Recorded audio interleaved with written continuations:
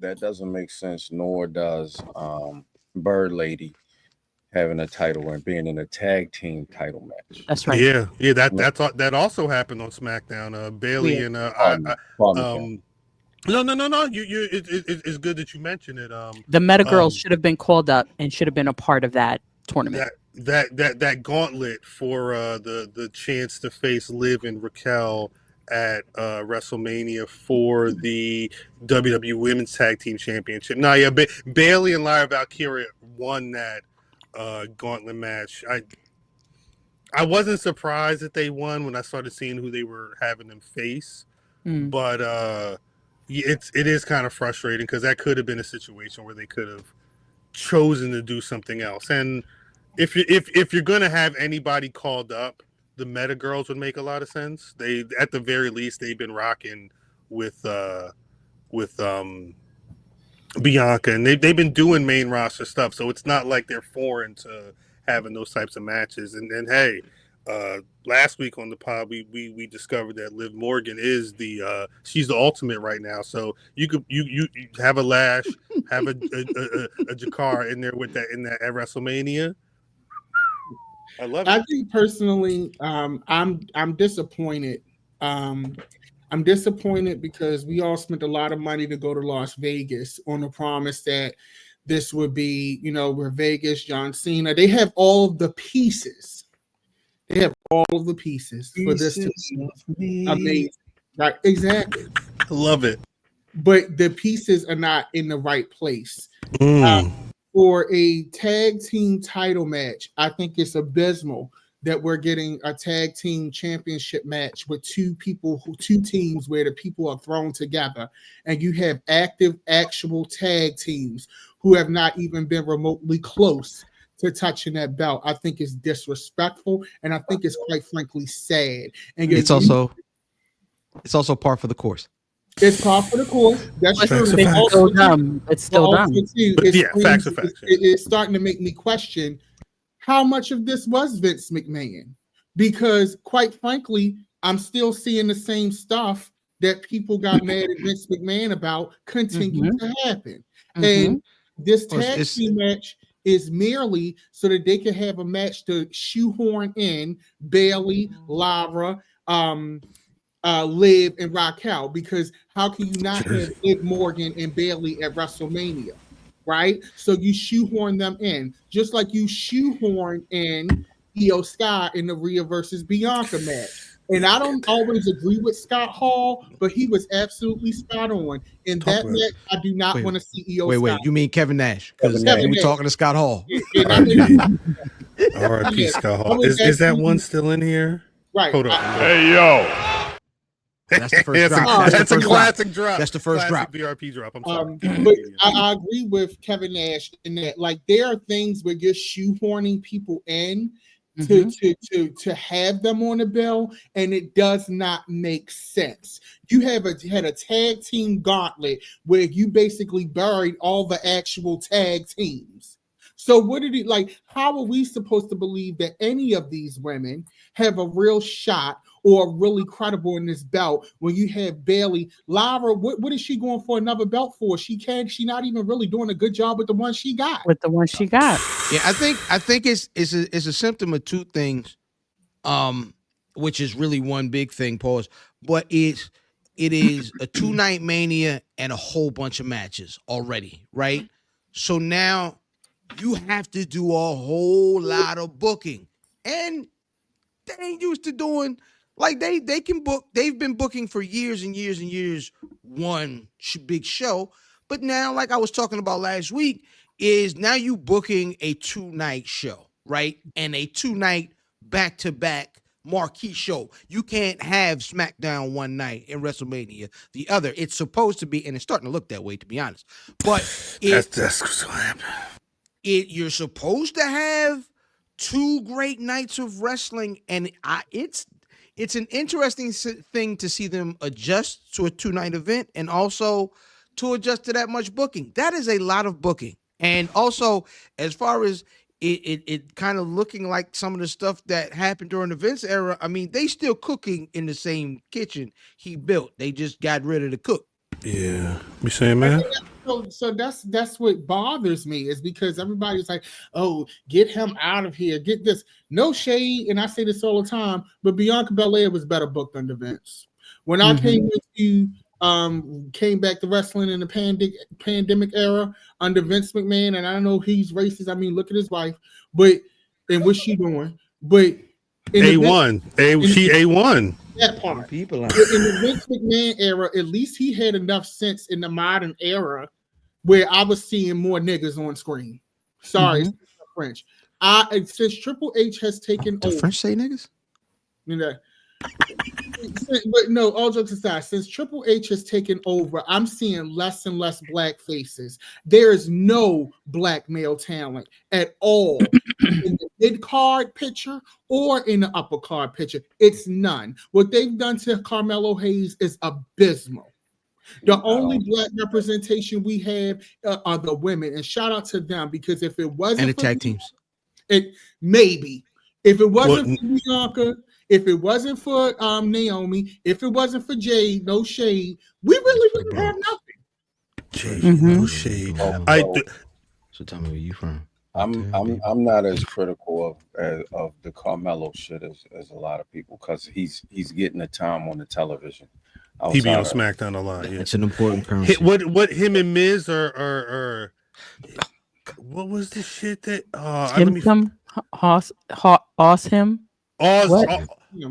That's him. That's ass. But you have that sound like Wade Barrett. Him. You got to look at the fact that Carmelo has a Snickers commercial. Okay. So it's getting television. He has a Snickers commercial, and then you have the Street Profits, it's been years under Vince McMahon's regime. The motherfucker they weren't on TV, and now they're your champions. So it's facts. We're not getting them on television as much as they should. They don't have what I know right now, have matches at Mania, but it's getting there. I mean, dear Lord, it's worse, and it's been bad, but I think they're going to turn that shit around. Dear Lord, if we can get these belts off of Sons of Anarchy. And I think that's what's going to happen. I think that's what's going to happen. And then two sets of black tag team champions. I mean, I know they don't care about tag team. Well, we'll see. We still got to get through SmackDown. What you was going to say, DDL? I'm hoping that's true, man. But seeing how things have been done, I'm not, because I'm looking at who do they even have as far as black talent? Obafemi. I mean, but Oba's at NXT, and they might need to keep him there for a while. But all of them gonna be down there. Who do they have as black talent? They don't have nothing. And I'm sorry, I know exactly what they're doing. And no shade, but they're using a Samoan presence to substitute for a black presence. And and I'm gonna be honest, we as black people have been eating it up like they niggas too. Mm-hmm. Yeah, and I have personally said, no, I don't think so. No, I don't think so. I think people have made comments about there not being black folks on pay-per-views. They've said it. We've got there was an email that hit the BRP Gmail, blackwrestling@gmail.com. Say whatever you want over here, just no spam, no bullshit. But it was a minute ago where they were, and when you start, God, I don't want to talk about the dumb conversations that have been out there, but if you look at the calendar year of PLEs for WWE, I think it's few and far between where it's black faces on the show that aren't tag team matches, and a lot of those tag team matches are Bianca Belair and Jade Cargill over the last year. They're I don't know if the New Day have been on PLEs in the last year, but I think they just been together. And you gonna say? My bad. No, Lane. Go ahead, Lane. Because the only other person that they were really since Bobby Lashley was on top, there's not really been a black superstar singles, especially in the men's division, that WWE's kind of gotten behind. Who would we say would have made sense that I guess is signed right now? So as a male, yes, specifically the Street Profits, right? No, we're talking singles guys that should be at the top of the card. Because I think you're not wrong, Mimi, but I think in particular with the Street Profits, you would have to break them up and then establish Montez Ford as somebody who could be hitting that. And I don't know. At least one of us in here that don't believe that should happen. I don't know. WWE's not been in the, it don't feel like they've been ready to pull the trigger on that. Snitching on niggas all night, nigga. I don't care. Hey, that's been the episode. May be snitching. That's what's been going on tonight. I'm gonna say that. It's just I kind of look at this shit like the NBA, right? Okay. It was an era where there were a bunch of superstars on a bunch of teams, and once that era finished, right, the wave it gets dry at this point, right? It gets a little. There's a WWE IDs and there's Evolved. You got sprinkles of people here and there, but they're still moving. They're still in their position, but they're moving out. I hope this makes sense. And then when you look at the rookie class that would be coming in, the whole class that's moving in, all of your farming, your actual farming system is all black people. So yeah. If you look at that 6-man tag match on NXT, it was Javon, Trick, and Oba versus Deion Lennox, Shaquan Sugars, and then Cutler James. Like, it was really 5 cats and 1 white cat in that NXT match, and that's a lot of NXT. So I'm not shooting bail. Well, I guess I am shooting bail, but I think that the future of it looks great. You just got to get through the rest of the shit. You know what I'm saying? I had that thought. Yeah. So look at the age. Outside, look at the age of the main event scene. But outside of the Carmelo Hayes, who's at the top? There's like nobody. You talking back singles? There's not really not no black male singles on the main roster. There's Carmelo Hayes, Apollo Crews. They about to strap, and he's hurt, right? Yeah, I don't know where he's been moving. Where is Omos? Omos is a name that's out there. Omos but he's not been on TV. We ain't seen Omos since he left Japan, and that was earlier this year. He did a Royal Rumble. He never showed up. I don't think there's where my nigga at? There isn't any, and you're dealing with the people who watch the other show, solely watch the other show, get the bug because you see one face all the time. Well, yeah. Well, there's no representation on this side, but you still, but nobody's counting the women. But that's the thing though, because that's the women. I think that part, like y'all niggas is disrespectful when you say besides the women, nigga, but the women are there. Like if we're gonna have a conversation, All three. Niggas, it's the best part. Yeah, the black women on WWE, specifically the big 3, have been easily some of the best booked people in wrestling, period. Right. So that kind of destroys. So when you put that weird not talking about the women caveat on it, yes, it makes things look a certain way. I wouldn't put kind of destroyed though, because remember, like Naomi and Jade having that singles match, this is the first match in a minute since it's been just a woman versus a woman with no title, with no bullshit, just we don't like each other. Like they're starting to. I think we need to see a couple years of that, and for women in particular, and especially if we're talking about main events on one of these nights, like we need some consistency. But I think the big thing that we're circling is there. In general, there's not a lot of we can't name 5 black men in a time where there's so much black talent throughout the pro wrestling world, where like 8 years ago we couldn't say that on the main roster. It's not easy to be like who's black, who is close to having a chance right now. And again, I don't want to discredit Melo, because for the last calendar year, Melo's been working on SmackDown. He's just not been working to a level where they're going to say, boom, that's right, you're going to be legit facing Cody on a pay-per-view for that title. I don't know if we're getting there yet, but it's noticeable enough that people are having the conversation for months.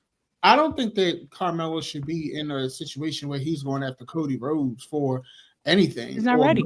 for anything. But what I will say is this: he should have definitely been in that Intercontinental or a United States Championship picture. He should have been built as a serious contender. A serious contender, yes. Serious mid-card contender. I'm not he saying should have been going after. He should have been in a feud with Braun Breaker right now. And they had history. I mean, the problem with that is, which happens in all wrestling feuds, is someone's got to lose, right? And I think they have to get better at playing without the ball. Like, you know what I'm saying? Mm-hmm. Like, if somebody has that IC belt, that US title, book that feud, but also be able to book Melo in something that maybe doesn't necessarily involve a title, but let him get matches off. Because the problem is if you have a champion and you want to keep him strong, then the guys that you're putting him in there with, you're feeding to him, right? Mm-hmm. So maybe keep some of those guys away and just make a story that doesn't need a title. Stop making all these goddamn titles. It's just make good TV. But he was though. But he was in a program with Andrade, and that was really, really good. And then after that, it was just like, okay, what happened? It was good matches. It was good matches. I mean, I what don't was know the booking? Yeah, the story was kind of just I don't fuck with you. It was a good story. I don't fuck with you. That's how. But it's something that it doesn't have to be Shakespeare. However, the next level should be like the next level up, and there was no next level up. No, but we're at the next level right now. The problem is the next level is him, because him and that's Miz not the next level. That meaning that's the next stage, not the next level. The next level should be up. This feels lateral. To you, I think the question is how does WWE see it? If because they put him with Miz. We were talking about this offline. A lot of people look at Miz as a first ballot Hall of Famer for the WWE. Yes, he is. Oh yeah. If Coral ain't with him, if Coral ain't with him, he don't ain't do it. Shit. All right, cut it out. What up? shout out to Throwback. It wasn't not funny. It wasn't funny. Nah. But I think the thing is, because I think you're right, Mimi. But I think for some people, next level may be, well, we don't really see Carmelo as a character. Maybe he could go over here and chill, and him and Miz can do. I mean, I would hate to think that they were like, maybe it could be like an Awesome Truth or something, but like they've thought about it enough to where they're on TV with multiple names for their squad. Like, I don't think we've seen the end of Melo and Miz until Miz does something and Melo turn on him in SummerSlam or something like that. Like, I like that. That's probably what's going to be happening with him right now. Oh, and I don't think that him being with Miz is a bad thing, honestly, because I think Miz, is able sometimes to really bring people out and really, hey, come on, special. I think Miz come on, special out of their shell and help develop character work and things like that. I think that, I am a Miz fan, and I'm a big Miz advocate because the man's been in the business for almost 20 years. It'll be 20 years next year.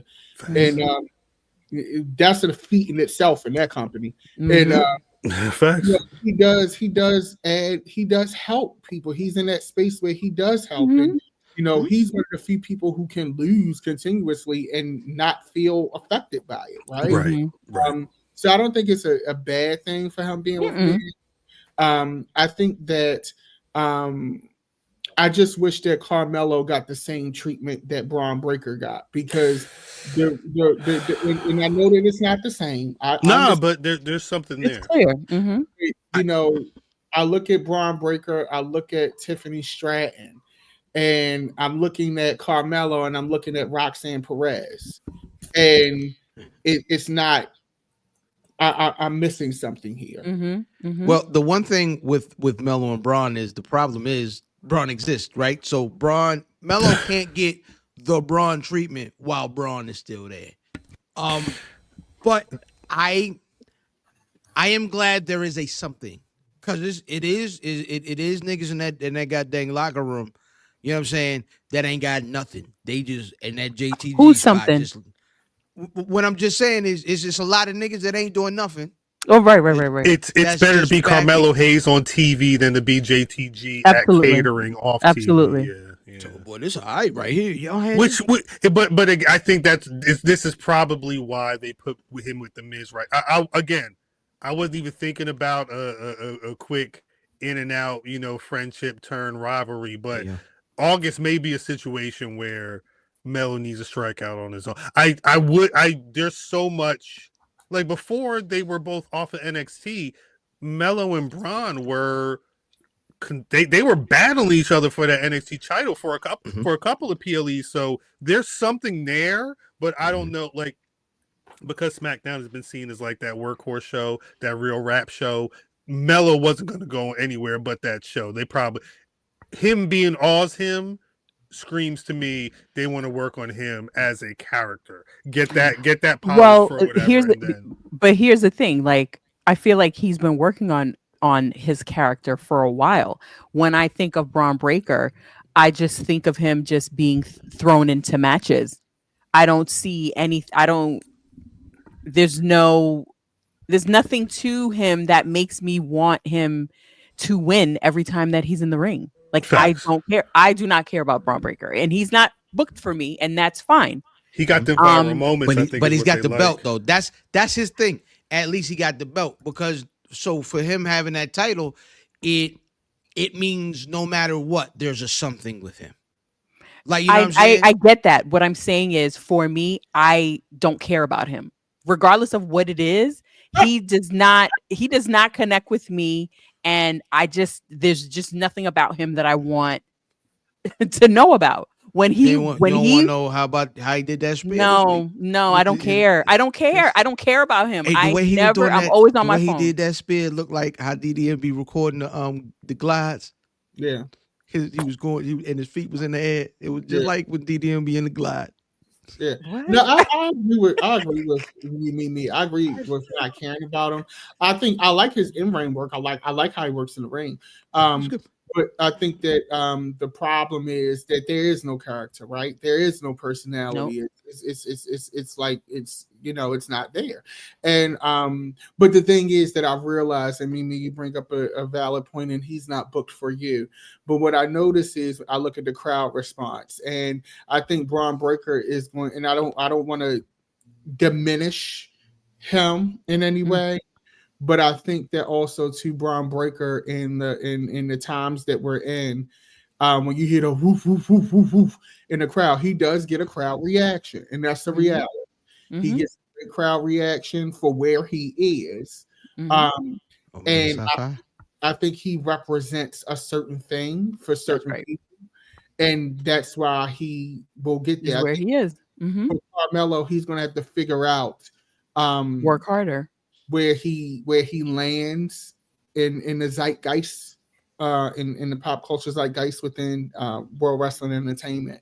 But Braun Breaker's not for me either, Mimi. But I do enjoy his ring work. I just wish he has the personality of Saltines. And whoa! You might want to use something else. He's supposed to have his character is he busts ass. That's it. I don't think he needs anything extra. He don't need any mic work, because he speak in the ring. Yeah. I think that's Braun Breaker. If Carmelo, I think the thing with Carmelo is he's not a big guy, so it's only so much you can do outside of work his character. This is why it's a slow burn on Melo. Say it again. He got to work his character outside of Braun Breaker. He don't really need one, because it's a wrestling body doing outrageous shit. And that's what they need. But everybody still doesn't subscribe to that, though. I think I'm sorry, Matt, I have to cut you off. My mama just called it. This is the point I was gonna make before. Shout out my mama. April, we're WrestleMania. There's two of the biggest moments of this year come from Braun Breaker. One is him spearing the life out of Speed back at Royal Rumble. The other is the spear on Carlito. They released 2-3 different camera angles. Like, I think a lot of what they would normally want from a pro wrestler in terms of like character development and whatnot, they don't need with Braun Breaker, because they look at him as a dude that's gonna run fast and run through people. Like, at a certain point, as long as he look mean, I'm jumping the gun They're talking about Goldberg having a retirement match at SummerSlam. And a lot of the who's gonna talk was retire. originally, a lot of it was originally going to be Goldberg because of that interaction they had. Now Goldberg saying, "Nah, I want Braun Breaker," and it ain't for no talking. It's because he go out there and do the spear, he do all that mean shit, and then he win the match. Yeah, that's all they needed sometimes. You know, I'm just not. You know, he bores me to tears. I understand. I like his ring work, but he bores me to tears. I'm not invested yet. I understand. I think that's okay though. I wasn't invested until he started working with Baron Corbin. I'm sorry, man. What you I think it's the same like when none of us were invested in Braun Strowman either until this nigga started knocking shit on the set over. And then throwing over ambulances, yeah. Oh shit, he gonna knock over the whole set. And that was his thing. So when you see this big ass spear, that's his thing. Like, yo, okay. And that's the on-screen person that he's gonna be. He's gonna be that guy. That I think anyway. No, I feel you. I think that's what they want. I think that's what they're looking for.